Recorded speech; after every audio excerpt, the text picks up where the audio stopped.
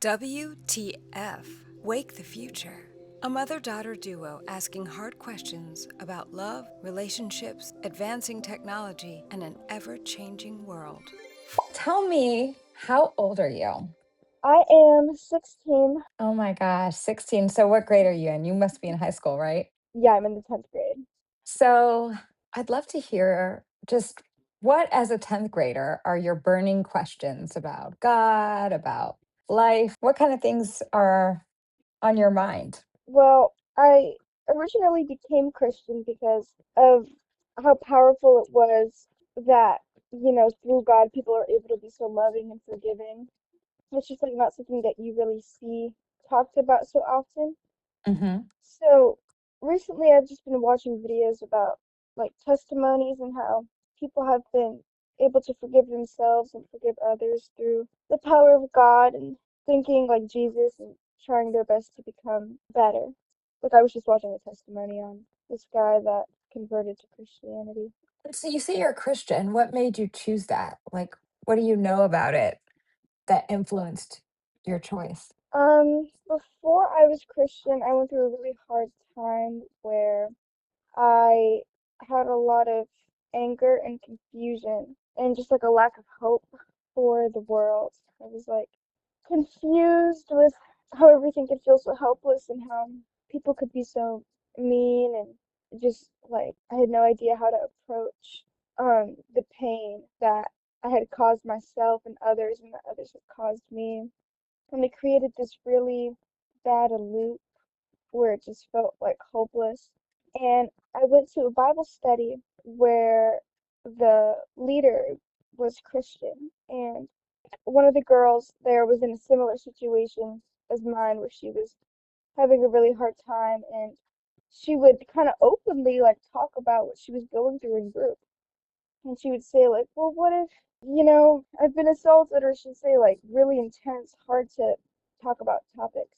And the Bible study leader would do a really good job of telling her things like, you should go to God. Some of those things like, aren't for me, it's for you to talk about, for you to forgive. And I had never experienced that before. Like I had been to therapy and people would give you like their human advice, but it was never like enough to really fix the pain that you were feeling because it was like so human. It showed me how you could look at the world in a really loving way, and it like opened my eyes again to wanting to live and be better. That is absolutely amazing. It's an amazing testimony and expression of your journey. Thank you for sharing that. How does believing in God and specifically becoming Christian, how do you feel that has stopped that loop that you referred to, the loop of pain where you feel hopeless? And you mentioned a couple key things, how going to humans has felt kind of flawed. How, in your words, how did it shift for you that God and having that belief could actually heal you more than a human? It just felt like such a mature way of looking at life and of looking at pain. Like in therapy, I would say things like, I feel hopeless. It just feels like this deep sadness that I can't escape from. And then like whoever I was talking to would just kind of like look at me.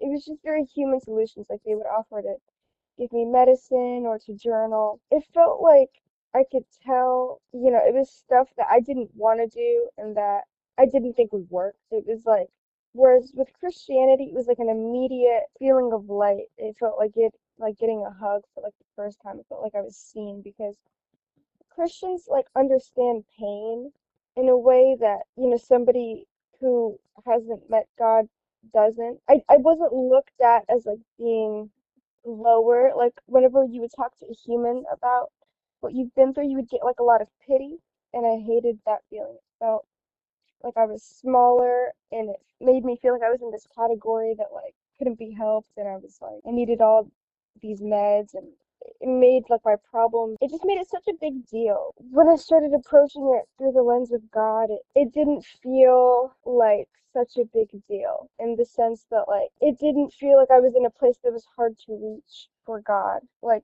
the first thing the leader of the Bible study would tell us was like, you should go to God. Like, nothing is too hard for God. And she would ask us to find it in our hearts to be loving and to forgive, because that's how, Jesus was. And it's what is most important in times when things are really hard, not to, try and take it all on yourself, but to instead kind of go outward, find the love. I don't know. It's confusing to talk about. You're doing an excellent job. And it's funny. One of the things that's so hard to explain about faith and God is that it's not all logical, it's not all the mind and thoughts. It's almost like a memory of truth. Mhm. Mhm. That's super true. It's like I could explain it logically, but like a lot of the experience was more of like just like a feeling of love And and like a of deep like knowing. understanding. Yeah, yeah, yeah. Like a deep, it was like a deep, almost like when you take a shower, how you just feel cleaner. Yeah, It just felt different. Like I could feel that it would change my life. I know exactly what you mean. Like when Mhm. I became a Christian, one of the things that turned me off about Christianity was the Bible was very rigid. It seemed like it had a lot of rules and like Mhm. you had to live your life in a very restricted way. And I was like, that doesn't seem like something God would do. Why would he give us this beautiful place and then be like, you can't Yeah. do anything? And then especially when they describe God as like love and all these things, it's like why would it be so strict? Right. And It made no mhm, sense.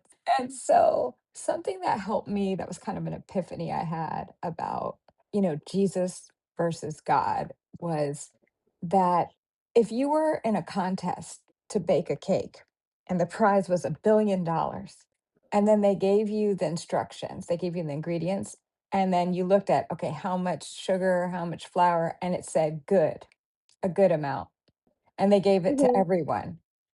You'd kind of be that's like, true. well, Ooh. what is that? Wait, what does good Yeah, I don't know mean? what a good amount. That's such a good. Did you make that up? Where'd you get that from? Yeah, I made it Nice. up because it was kind of like how Mm. I started to understand it.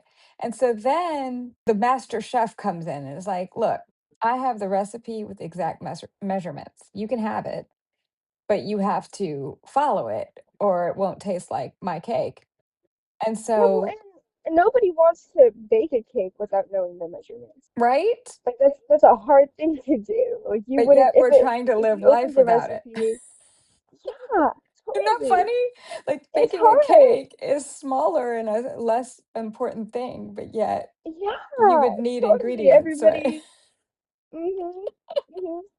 Oh my God. Yeah. Isn't that funny? And so Jesus to me is like, here's the measurements, do it like this and it'll be perfect. And you're kind of like, no, that's Yeah. okay. I'm just gonna figure it out on my own. Yeah, and then like I guess there are certain things that you could eyeball, but like to bake an entire cake without any measurements is absolutely crazy. Like I mean, Literally. you would never be able to get it right first try. You'd have to forever keep trying out different things. Sounds kind of like life, huh?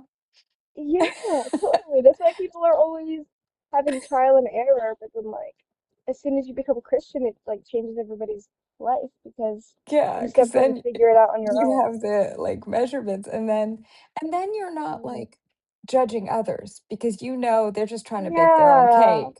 Yeah, totally. And they also don't have any measurements. So it's Right. like, You're how like, would they know? oh, how would they know? They don't know. Yeah, that's so true. Yeah, I love how Christianity really opens your eyes to other people and like Yeah. how people can be so bad. It's like I remember I used Yes. to have so much fear and anger and sadness towards other people Yeah. that weren't Christian. And now like I know how hard life is without God. Like it makes you so forgiving Right? because like really it's so easy to quickly fall and make mistakes if you just aren't constantly trying to make yourself better and like do the right thing because the right thing is subjective if you don't have God.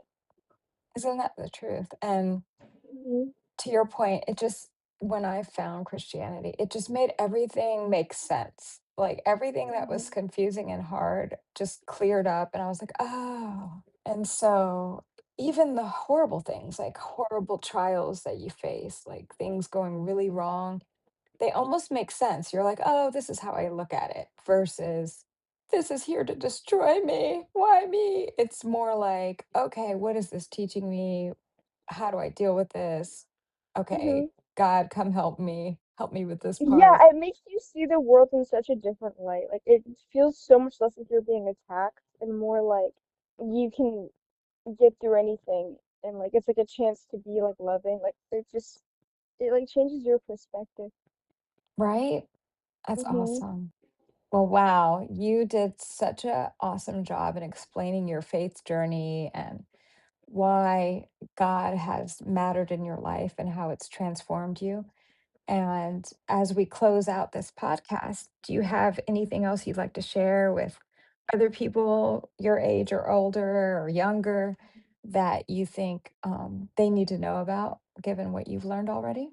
I would always encourage anybody to explore Christianity because it really does make you love people. It gives you like a deeper understanding of people around you. And when you can learn to love people like authentically and without them needing to be anything, it creates better relationships. It makes life so much easier. Like I think I would just encourage everybody to look into it like, at least a little bit.